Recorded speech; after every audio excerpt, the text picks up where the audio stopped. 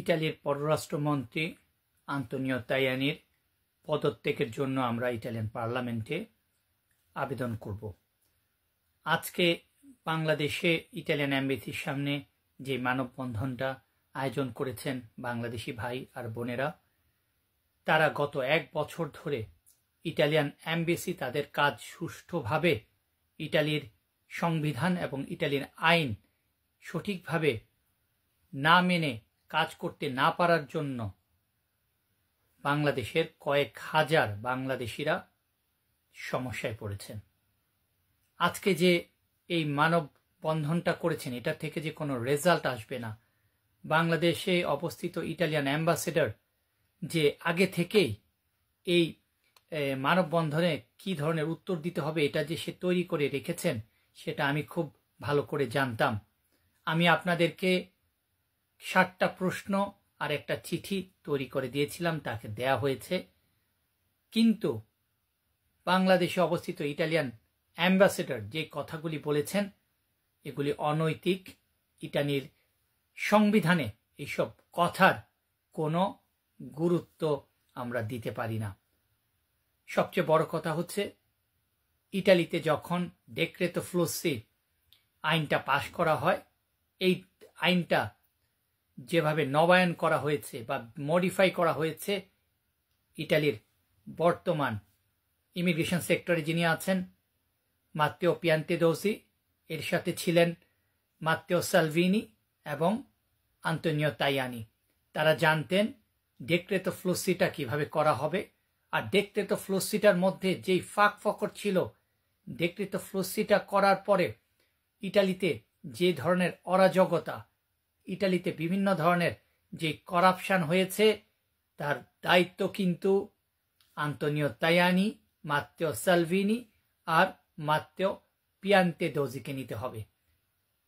ইটালির আইনে আছে যে আপনি যখন কোনো আইন, কোনো অধ্যাদেশ জনগণের সামনে নিয়ে আসবেন, সেটাতে ভালো কিছু হলে সেটার ফলটা আপনি গ্রহণ করবেন। যদি সেই আইনের মাধ্যমে জনগণের বা দেশের কোনো ক্ষতি হয়, তাহলে আপনাকে সেই ক্ষতির জন্য সম্পূর্ণ দায়ভার গ্রহণ করতে হবে। আপনাকে আপনার পদ থেকে সরে যেতে হবে বা আপনাকে পার্লামেন্টে আবেদন করে ভোটের মাধ্যমে সেই পদ থেকে আপনাকে সরিয়ে দেওয়া হবে। এখন ইটালির ডেমোক্রেটিক পার্টির পক্ষ থেকে ইতিমধ্যেই আমি, আমার কিছু কলিগ, কিছু মেম্বার অফ পার্লামেন্ট, এমপিরা কাজ শুরু করে দিয়েছি গত 1 মাস ধরে। এখন সময় এসেছে পার্লামেন্টে জমা দেব সেই অধ্যাদেশগুলি। সেখানে ইটালিয়ান পররাষ্ট্র মন্ত্রীর পদত্যাগের জন্য আবেদন করব। বাংলাদেশে অবস্থিত ইটালিয়ান অ্যাম্বাসেডর যিনি আছেন, তিনি যেই মিথ্যা কথা বলেছেন, তিনি যে বাংলাদেশে কাজ করতে যথেষ্ট যোগ্য অ্যাম্বাসেডর না, তার অপসারণ আমরা ইতিমধ্যেই চাইব। এমনকি বাংলাদেশকে যেহেতু নিরাপদ দেশ হিসেবে ঘোষণা করেছেন ইটালির প্রবাস বিরোধী প্রধানমন্ত্রী জর্জা মেলোনি, তাকে সেটা নিয়েও আমরা আইন তুলব। আর ইটালিতে ডেক্রেতো ফ্লুসি নিয়ে যত ধরনের অনৈতিকতা আর করাপশন হয়েছে, সেটার জন্য ইটালির বর্তমান সরকারকে জবাবদিহি করতে হবে এবং অতি সত্বর ইটালিয়ান অ্যাম্বাসেডরকে বাংলাদেশ থেকে সরিয়ে নিয়ে নতুন অ্যাম্বাসেডর নিয়োগ করতে হবে। এগুলি নিয়েই আমরা পার্লামেন্টে যাব। আপনাদেরকে আজকে অ্যাম্বাসেডর সম্পূর্ণ এবং সোজাসুজি বলেছে, ইটালি থেকে যখন গ্রিন সিগন্যাল যায় তখন উনি পাসপোর্ট ইস্যু করতে পারে।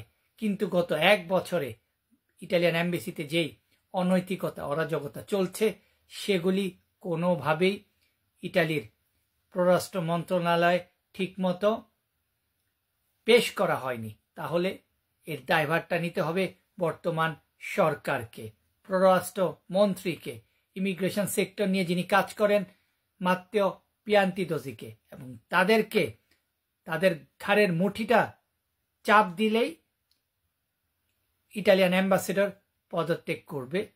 আর আগামী কিছুদিনের মধ্যেই পার্লামেন্টের সামনে বাংলাদেশিদের সাথে নিয়ে তাদের জন্য আমরা আন্দোলন করব এবং আমাদের পার্টির পক্ষ থেকে সবকিছু তৈরি হচ্ছে। আপনারা যারা এই আন্দোলনে যোগ দিতে চান আমার সাথে যোগাযোগ করবেন, কারণ ইটালির আইন কিভাবে চলে, ইটালির মূলধারা রাজনীতি কিভাবে চলে সেটা বাংলাদেশের মানুষ বোঝে না। যদি বুঝতো তাহলে ইটালিয়ান মূলধারা রাজনীতিতে তারা আসতো, আমলিক বিএনপি নিয়ে ইটালিতে চিল্লাচিল্লি করতো না। তাই আপনাদেরকে আমি সময় হলে জানিয়ে দেব কবে আমরা পার্লামেন্টে যাচ্ছি ডেমোক্রেটিক পার্টি থেকে, আর কবে পার্লামেন্টের সামনে আমরা আন্দোলন করব। ধন্যবাদ সবাইকে।